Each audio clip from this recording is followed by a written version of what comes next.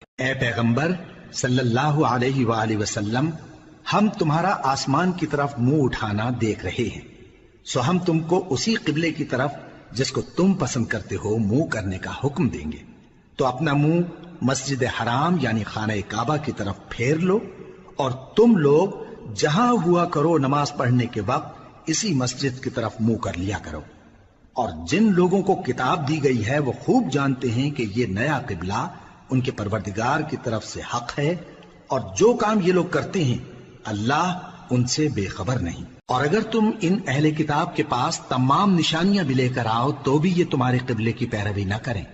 اور تم بھی ان کے قبلے کی پیروی کرنے والے نہیں ہو، اور ان میں سے بھی بعض کے قبلے کے پیرو نہیں۔ اور اگر تم باوجود اس کے کہ تمہارے پاس علم یعنی اللہ کا حکم آ چکا ہے ان کی خواہشوں کے پیچھے چلو گے تو ظالموں میں ہو جاؤ گے۔ جن لوگوں کو ہم نے کتاب دی ہے وہ ان پیغمبر آخر الزمان صلی اللہ علیہ وآلہ وسلم کو اس طرح پہچانتے ہیں جس طرح اپنے بیٹوں کو پہچانا کرتے ہیں، مگر ایک فریق ان میں سے سچی بات کو جان بوجھ کر چھپا رہا ہے۔ اے پیغمبر صلی اللہ علیہ وآلہ وسلم، یہ نیا قبلہ تمہارے پروردگار کی طرف سے حق ہے، تو تم ہرگز شک کرنے والوں میں نہ ہونا۔